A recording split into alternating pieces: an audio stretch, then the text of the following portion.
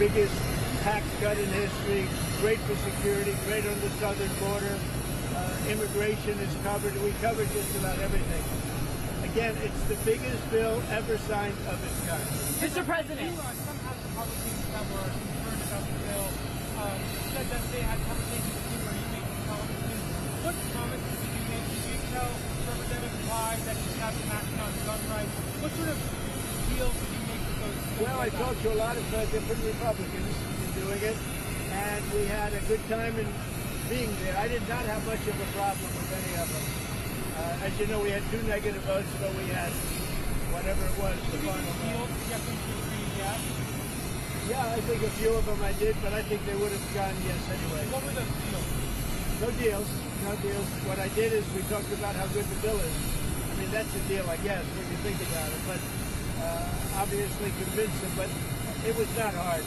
This is a great bill. This is going to be a great bill. Mr. President, Congressman Brian Fitzpatrick was one of 2 no's to vote no to this beautiful bill. Do you want to primary him too?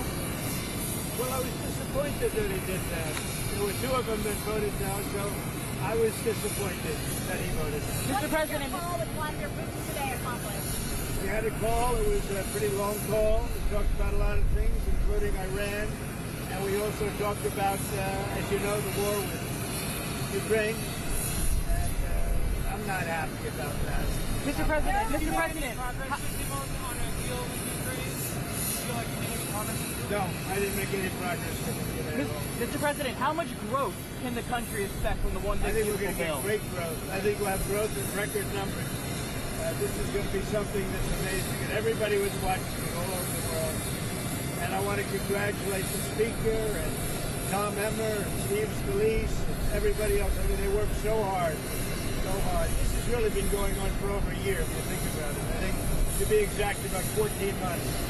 And this was the culmination, and I guess it ended a lot earlier. A lot of people thought it would end up the following afternoon. Well, it ended up late in the evening, but they were great. What do you think it says? And by the way, on the Senate side, I thought Senator Thune did a fantastic job.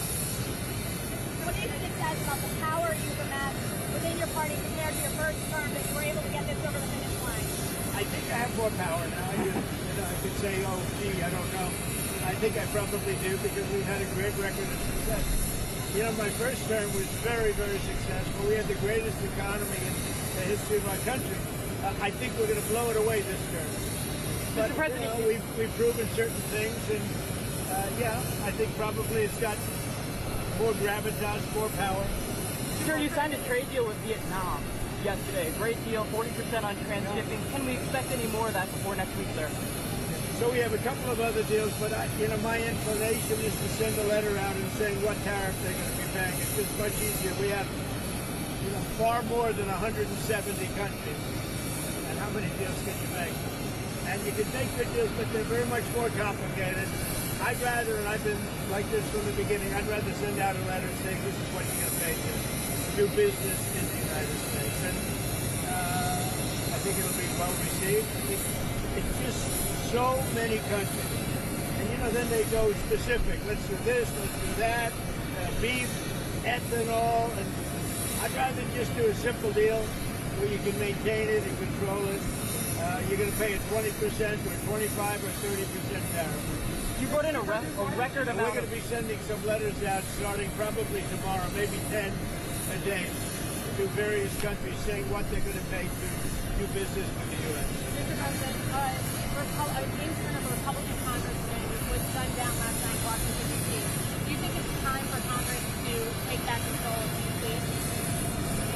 I think that D.C. has to become a very safe place. And we're not going to let anything bad happen to D.C. That's our beautiful D.C. And we're not going to let anything bad. And we'll have something to say about it next week. Mr. President, why did you pull back why did you pause weapons to Ukraine?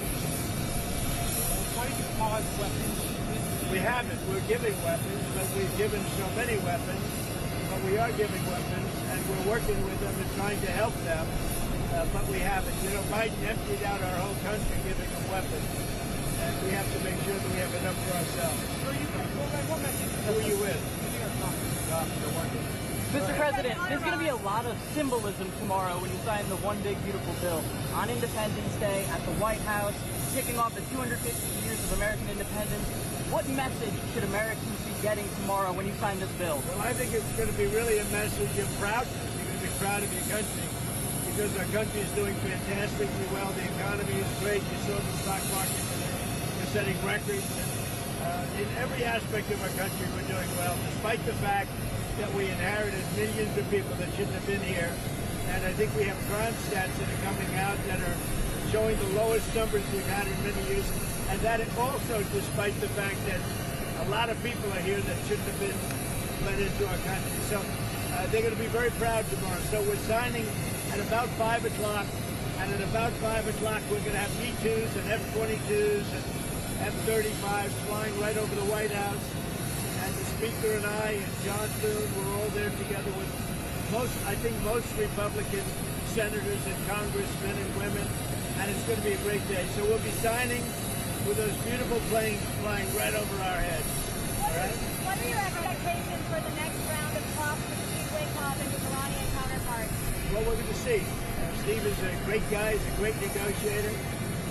Iran does want to speak, and I think they'd like to speak to me. And it's time that they do.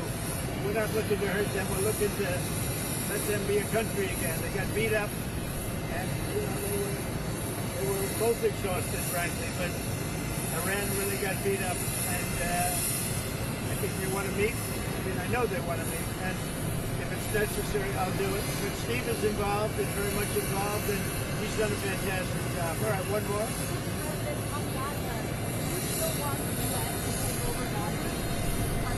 I want the people of Gaza to be safe. I want to see safety for the people of Gaza.